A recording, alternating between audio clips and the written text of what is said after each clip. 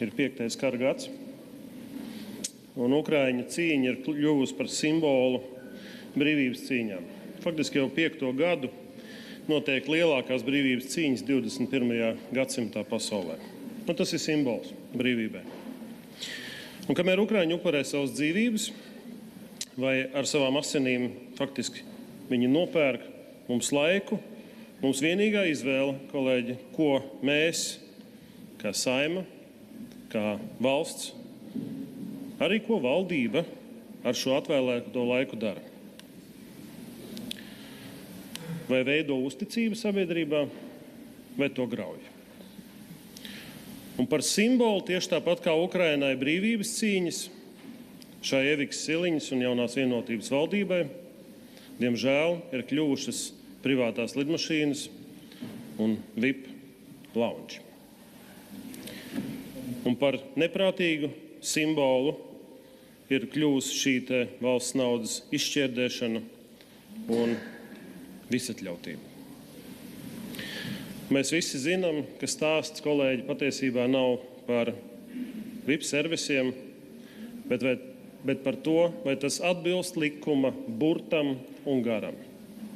Un visa publiskā telpa, politiķi, ir sevišķi jaunā vienotība, ir runājuši par to, vai ir ētiski, neētiski, vai pareizi, valstiski, nepareizi izmantot privātas lidmašīnas vai VIP launžus.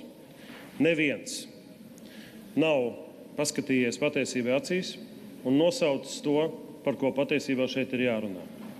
Vai ir vai nav notikusi valsts mantas izšķērdēšana. Un centrālais jautājums ir publiskas personas, finanšu līdzekļu, mantas izšķērdēšanas, novēršanas likums. Tā ir mēraukla tam, vai ir pareizi vai nepareizi šādas lietas izmantot, un kad tas ir vietā, un kad tas ir nevietā. Un šī likuma 3. pants skaidri nosaka, ka pienākums liederīgi rīkoties ar finanšu līdzekļiem un mantu ir tāds, ka publiska persona, kā arī kapitāla sabiedrība rīkojas ar finanšu līdzekļiem un mantu liederīgi. Šis ir atslēgas vārds. Proti, 3. panta 1. daļa rīcībai jābūt tādai, lai mērķi sasniegt ar mazāko finanšu līdzekļu un mantas izlietojumu. Šeit ir visa sāls un būtība visā šajā skandālā par privātām lidmašīnām un par VIP launžiem. Nevis par to, vai tas ir normāli vai nenormāli, bet par to, vai attiecīgos mērķus sasniedz ar veselo saprātu, vai tā ir vienkārši lieka greznība un izšķērdība. Publiskajā telpā varēja redzēt, kā azartiski parādās virsraksti pēc tam, kad ir nākusi klajā informācija, ko publicēja Citskovs kungs, kurš arī ironiskā kārtā lidoja vieni un cietumā sēdēs cits. Ja? Viņš publicēja informāciju par šīm VIP zālēm. Un Evikas Siliņas rīcība bija kāda? Meli. Viņi uzreiz momentāli paziņoja, ka viņi ir gatavi Citskovs kungu sūdzēt tiesā. Pēc tam atklājās, ka tā nav viena VIP zāle par 4000, ka tā ir norma, tādas bijušas desmitiem, un tie ir 10 000 eiro, kas ir izlietoti. Tātad tā ir ikdiena, nevis izņēmuma gadījuma.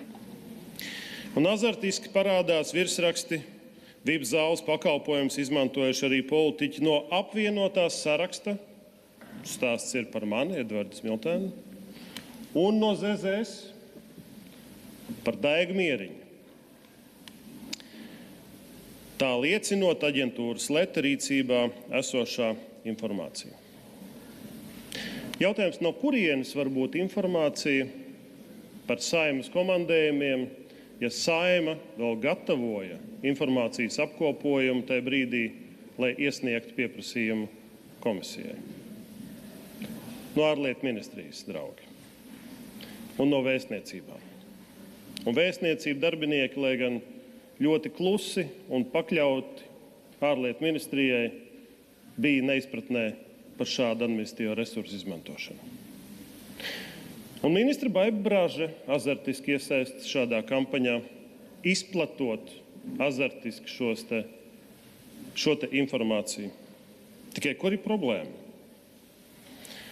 Tajā, kas ir izplatīts no ārlietu ministrijas, faktiski, kā mēs noskaidrojam, ir rakstīts, ka apvienotā saraksta līdzpriekšsēdētājs Edvards Smiltens laikā, kad ieņēmis Saeimas priekšsēdētāja amatu 2023. gada 11. janvārī, dodoties tranzītu vizītē uz Ukrainu caur Poliju, kopā ar vēl citām personām, tostarp Rihardu Kolu, Nacionālās apvienības, Raimondu Bergmani, apvienotais saraksts, Andris Prūdu no Progresīvajiem un Jāni Skrastiņu no Jaunās vienotības, izmantojis lidostas VIP pakalpojumus, izmaksas bijušas 700 polijas zlotu par personu, kopumā sasniedzot 12 915 zlotus, jeb aptuveni 3042 eiro bez pievienotās vērtības nodokļa. Tad cik patiesas vispār ir ziņas sabiedriskajos medijos? Ja 700 zloti ir 161 eiro no personas, un kopējā summa ir vairāk kā 3000, matemātika liecina, ka tie ir bijuši vairāk kā 20 cilvēki. Atcerieties, mēs matemātiku reiķinājām saistībā ar Sprūda kunga centimetriem. Tā arī kaut kas neiet kopā, vai ne? Skrastiņa kungs varētu apliecināt, cik tajā delegācijā bija cilvēki. Tiešām mēs bijām 20, un mēs sēdējām un izmantojām šos VIP pakalpojumus un baudījām kaut kādu paaugstinātu komfortu? Nē, Skrastiņa kungs krata galvu, ka tā nebija. Mēs steidzāmies uz vilcienu, tāpēc, ka mums līdz brauc drošības dienests, specvienība, kas garantē mūsu drošību kara laikā Ukrainā. Un tas pats attiecās arī uz Mieriņas kundzi. Un tāpēc ir šāds izņēmums. Nevis sistēma, bet izņēmums, kas atbilst likumam. Par to, ka jāsasniedz mērķi ar pēc iespējas mazākiem finanšu līdzekļiem. Un te ir nopietna lieta, ko obligāti ir jāpiemina. Latvijas Republikas Saeima, vienalga, vai es esmu bijis Saeimas priekšsēdētājs, vai tā ir Daiga Mieriņa, vai tā ir bijusi Mūrnieces kundze, Saeimas administrācijas, Saeimas protokols. Tie, kas organizē komandējumus, vienmēr dzelžaini respektē likumu. Saeimas priekšsēdētāji nelido biznesa klasēs. Reti izņēmumi ir bijuši. Nelido biznesa klasēs. Neizmanto VIP zonas lidostās. Izņemot Rīgas lidostu, kur 3 augstākām amatpersonām, tas ir standarts, jo tas ir bez maksas, par to nemaksā neviens. Un tas ir ātrums, ar kuru var pārvietoties līdz lidmašīnām. Bet publiskajā telpā ir ieviests jauns standarts, ka, ja pieķer, ka lieto masveidā pa miljoniem privātas lidmašīnas vai VIP zāles, tad ievelk tajā visā, šajā gadījumā arī Saeimu, vienu komandējumu un vienu Polijas zāli par 161 eiro, pielīdzinot premjerei un pasakot, ka tā ir norma. Nē, kolēģi, tā nav norma. Un Saeima vienmēr izmanto ekonomisko klases lidojumos, un šādi paaugstināti pakalpojumu servisi ir tikai tad, kad citādāk nevar un to var pamatot. Citādi tā ir izšķirdība. Ir vēl kāda institūcija, kas ir ievilkta šai stāstā absolūti nepamatot. Tas ir Valsts drošības dienests. Arī komisijas vadītāja Bērziņas kundze teica, ka komisija esot noskaidrojusi, ka tā nesot nekāda privilēģija, bet standarta nodrošinājums. Viss tiek padarīts par normu. Vienalga, vai izsaucienu budžeta sēdes laikā no premjeras, tagad tā ir jaunā politiskā kultūra. Lidot privātām lidmašīnām, tas ir normāli. Lietot VIP zāles, tas ir normāli. Tad jaunais standarts, standarta nodrošinājums. Jo drošība esot jānodrošina premjerei. Es jums pateikšu, kā bijušais Saeimas priekšsēdētājs, un es pieņemu, ka Mieriņas kundze to apstiprinās. Neviens no Valsts drošības dienesta Saeimas priekšsēdētājiem nav uzlicis par pienākumu lietot paaugstinātas klases servisus drošības nodrošināšanai. Valsts drošības dienesta cilvēki nodrošina augstāko amatpersonu drošību neatkarīgi no tā, kur tu atrodies, vai uz velospēda vai privātajā lidmašīnā. Tik vienkārši. Un Ukraina ir izņēmuma gadījums, jo nevar ar ieročiem kastēs iziet ātri cauri parastajai drošības kontrolē. Tas ir vienīgais izņēmums. Līdz ar to piesakties ar drošības dienestu ir vienkārši amorāli.